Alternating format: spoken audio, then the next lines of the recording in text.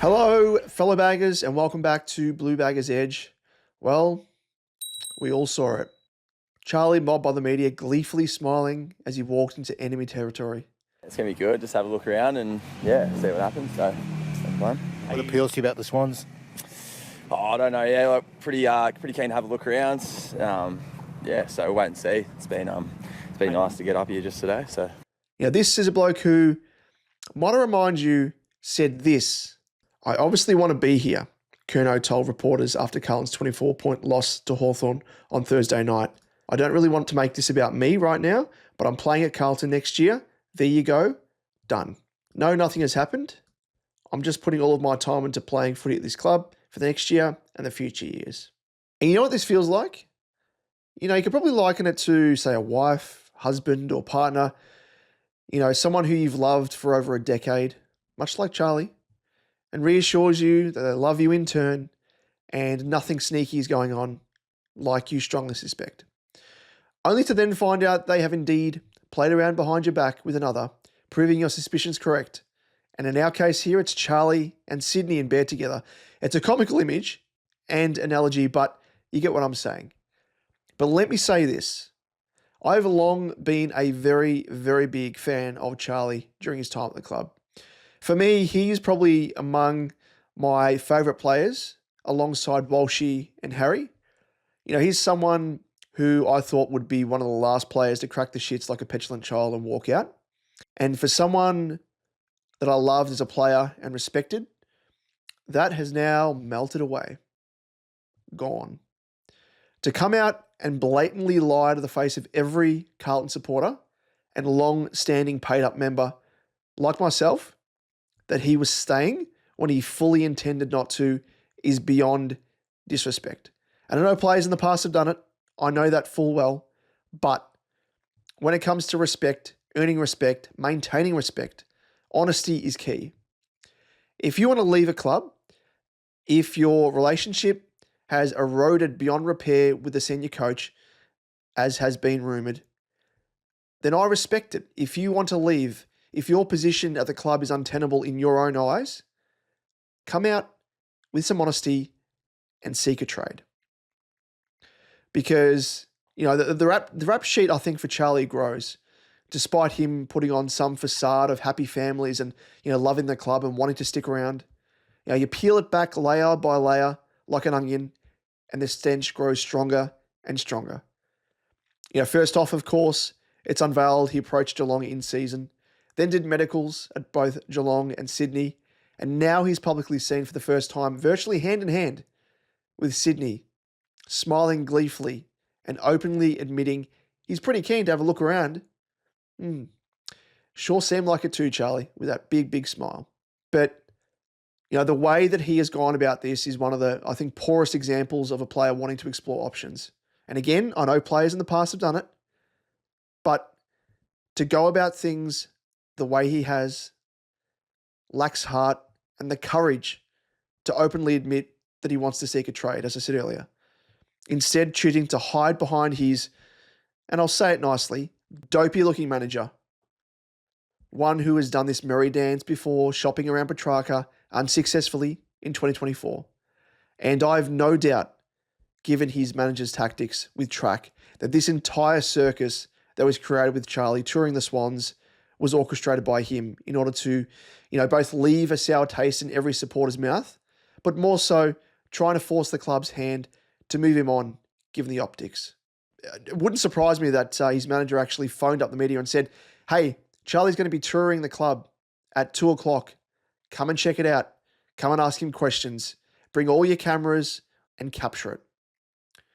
But aside from his manager pulling all the strings, the sting that is left most is seeing Charlie smiling as he was. As if it was one big joke and a hilarious situation, cracking gags with the reporters there. This is a bloke who was in our leadership group. And, there were many supporters online. And I questioned it, but I wasn't probably as open or as willing to admit his drop-off towards the back end of the season was off the back of a lack of effort, passion, everything else. I thought, no, maybe he's carrying that lingering injury. And now I think, his premature end to the season, has that come off the back of injury? Or was it in fact due to, something that's played out between Michael Voss, the other coaches, and Charlie? And I think for a majority of this time, I have lent towards openly welcoming Charlie back to the club for 2026 if this blows over, as things can be mended. But this, I think that's no longer possible. His position is downright untenable. But then when the anger and disappointment is washed away, and I have both of those in spades, I think deep down, I'll always have some sort of love for Charlie, as you do with any of your favourite players. But, you think back to the memories that he's given us, kicking bags, winning games off his own boot, and happy memories, in the stands, cheering him on, cheering on the team. Him claiming 2 Coleman medals wearing the navy blue. But as I said, it's just pure disappointment. And it's a real sadness, I think, with the way that the chapter of Charlie Curnow and the Carlton Football Club is drawing to a close. And I sit here still questioning, as I did, throughout most of the season. Is it really that bad play under Michael Voss? Is he the issue? One of the issues? Did the club make the correct move in the short term in the context of, 2026 to keep Voss on and see out his contract, when it means that we could take a longer term hit with the loss of Charlie? That is, of course, if rumours are to be believed that the rift between player and coach is the driving force behind the trade. That's something that will be, I think, left to ponder and perhaps revisit once we see the back end of 2026, whether Voss survives or not.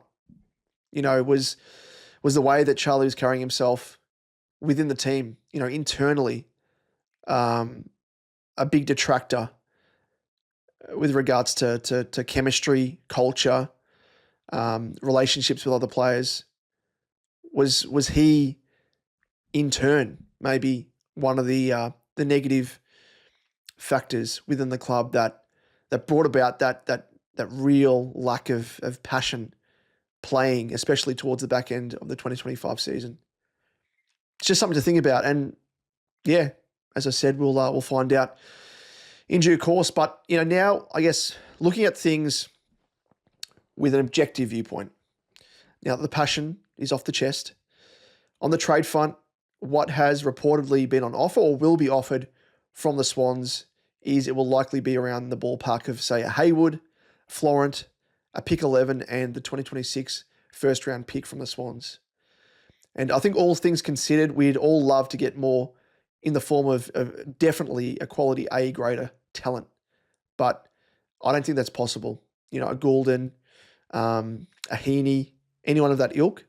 But I think a B grader in Haywood is one who I'm happy to settle for, as he definitely fills a need in our forward half and provides another scoring avenue that we so desperately need. Florent, however, I'm not as interested in, really. I don't think he would really offer much to us at senior level. He can't even crack a consistent gig at the Swans. But I think for me, above all else, the one thing that sticks out is if we were to get pick 11 from the Swans, alongside obviously pick 10, which we got through the TDK compensation, if I was Nick Austin, I would be using both of those picks to make a serious play at someone in the form of a Bailey Humphrey and maybe a Jed Walter, but I think more so a Bailey Humphrey. He's obviously come out and he's expressed his desire to come back to Victoria. He's a Moe boy. He made that Instagram post that he, very quickly took down, but we all saw the screenshots.